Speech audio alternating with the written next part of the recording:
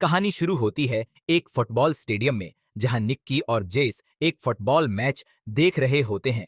तभी निक्की ने जेस से $1 की शर्त लगाई कि नीचे बैठा आदमी हॉट डॉग नहीं पकड़ पाएगा, और सच में वही हुआ। फिर जेस ने $10 की शर्त लगाई और वो जीत गई। इसके बाद निक्की ने कहा, नीचे वाली उस स्कर्ट पहनी लड़की को कितने लोग देखकर मुड़ेंगे? जेस ने कहा, 8 लोग। निक्की ने कहा, 3 लोग। और तभी ली युआंग ने भी शर्त लगाई, 5 लोग। और कुछ ही देर में जेस की बात सही निकली, वो जीत गई।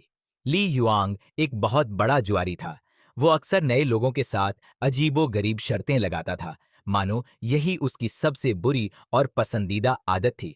अब ली युआंग ने अगली शर्त लगाई, अगली पेनल्टी किस टीम की होगी? जेस ने कहा, मुझे गेम के बारे में कुछ नहीं पता, और वो खेल से बाहर हो गई। अब ली ने निक्की से $1000 की शर्त लगाई। निक्की डरते हुए शर्त लगा लेता है और तुरंत हार जाता है।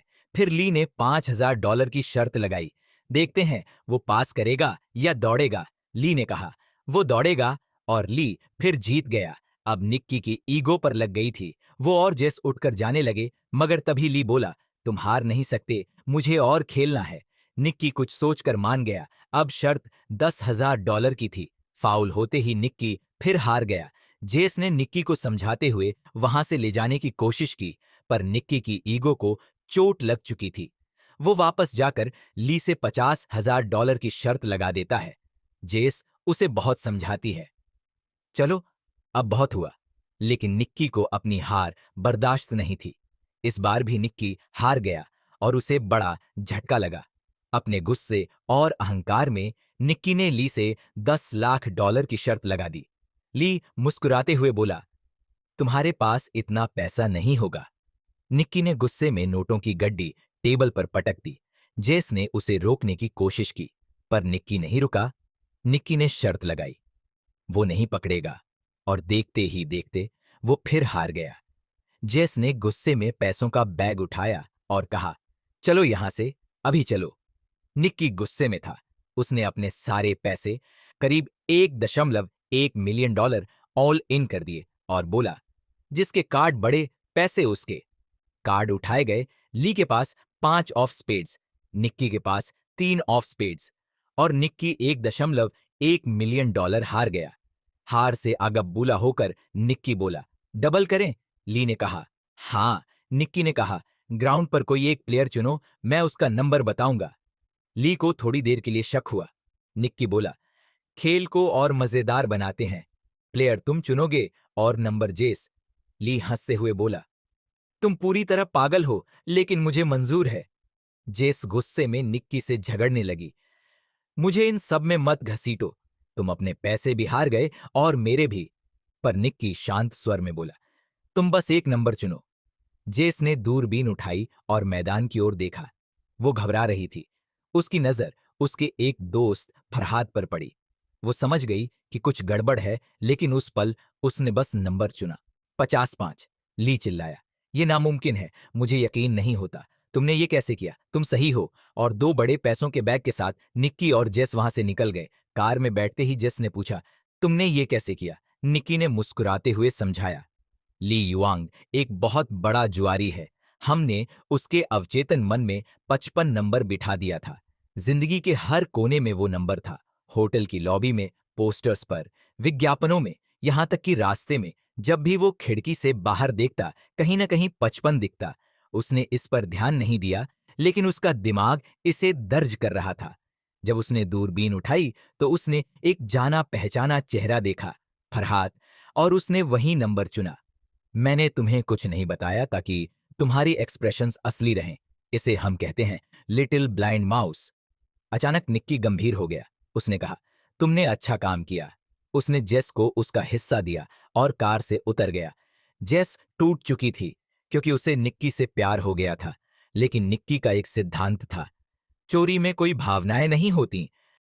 कहानी में अब आते हैं थोड़े पहले, जहां हम देखते हैं कि जेस एक बहुत ही अमीर आदमी के साथ एक रेस्टोरेंट में है, और जेस उस अमीर आदमी से छुटकारा पाने के लिए निकी के टेबल पर आकर बैठ जाती है और उससे पूछती है, क्या तुम मेरे बॉयफ्रेंड बनोगे? बस कुछ देर के लिए। फिर दोनों कुछ देर बात करते हैं और फिर निकी जेस से पूछता है, क्या मैं तुम्हें घर छोड़ दूं? जिस पर जेस कहती है, मैं ऊपर ही रहती हूं। फिर दोनों कमरे में जाकर थोड़ी मस्ती करते हैं। तभी अचानक एक लड़का आ जाता है। जेस चिल्लाती है, मेरा हस्बैंड आया, और वह लड़का निकी को मारने की धमकी देता है। निकी कहता है, मुझे कैंसर है, मुझे मार दो जल्दी। मैं कैंसर पेशेंट को नहीं मार सकता।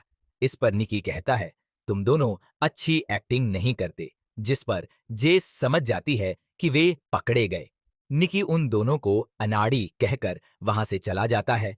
इसके बाद जेस के घर जाते वक्त निकी उसका पीछा करता है और जेस को बताता है कि तुम्हें थोड़ा अलर्ट रहना चाहिए। मैं पिछले 2 ब्लॉक से तुम्हारा पीछा कर रहा हूं और तुम्हें पता भी नहीं चला। फिर निकी जेस को अपनी टीम में शामिल होने के लिए इनवाइट करता है और कहता है कि मैं तुम्हें सिखाऊंगा हाथ की सफाई। फिर वे एक लॉन में जाते हैं। निकी कहता है, ये सारा खेल फोकस का है। अटेंशन एक स्पॉटलाइट की तरह है और हमारा काम अंधेरे में नाचना है। इतना कहते ही निकी जेस की घड़ी चुरा लेता है। जेस, पता भी नहीं चला तुमने कब ये चुराया। निकी ने कहा, इंसानी दिमाग बहुत धीमा है और वो मल्टीटास्क नहीं कर सकता। जेस देखती है कि निकी ने फिर से उसकी अंगूठी चुरा ली। निकी फिर उसका wallet, Zumba card, sunglass, purse सब वापस कर देता है, जिस पर जेस हैरान रहती है। फिर हम देखते हैं कि जेस निकी को ढूंढती है और काम मांगने लगती है, जहां इतराते हुए निकी ने उसे होस्ट से मिलवाया। फिर होस्ट और उसकी टीम जेस को एक मार्केट में ले जाते हैं। सबसे पहले वे एक कैमरामैन से उसकी लेंस चुरा लेते हैं। जेस को टारगेट दिया जाता है वॉलेट चोरी करने का। जेस उसके बाद एक वॉलेट चुराती है, फिर एक चॉपस्टिक से दूसरी वॉलेट। ऊपर वाली बालकनी से तभी निकी होस्ट को इशारा करता है कि जेस को कंटिन्यू करने दो। फिर जेस एक बैग, एक घड़ी, एक अंगूठी चुराती है। निकी तभी समझ जाता है कि लड़की तैयार है। फिर निकी जेस को होटल में ले जाता है, जहां हम देखते हैं कि निकी जेस पर चिल्लाता है और तभी जब सबका ध्यान निकी और जेस पर था, उनकी टीमें चोरी कर लेती हैं। फिर निकी जेस को अपने अड्डे पर लेकर जाता है और उसे दिखाता है कि लोग किस तरह चोरी करते हैं। फिर निकी बताता है कि यहाँ कुछ लोग ग्रुप्स में काम करते हैं और कुछ लोग अकेले। क्रेडिट कार्ड की चोरी के बाद डेटा कॉपी करने में 1 सेकंड का भी समय नहीं लगता। तुम्हारे पास 1 घंटा होगा और उसके बाद विक्टिम अपना कार्ड ब्लॉक करवा देगा। तभी हम देखते हैं कि फरहाद एटीएम के डिटेल चुराकर लास वेगास में $2 मिलियन कमाए थे। फिर वे वापस अपने अड्डे जाते हैं। निकी 1 पैसे की गड्डी लेकर घोड़े पर पैसे लगाने चला जाता है। इस सीन में हम देखते हैं कि जेस और फरहाद एक रेस्टोरेंट में बैठे हैं। तभी फरहाद पेट में दर्द होने का नाटक करता है और निकी की पूरी टीम वहां चोरी करती है।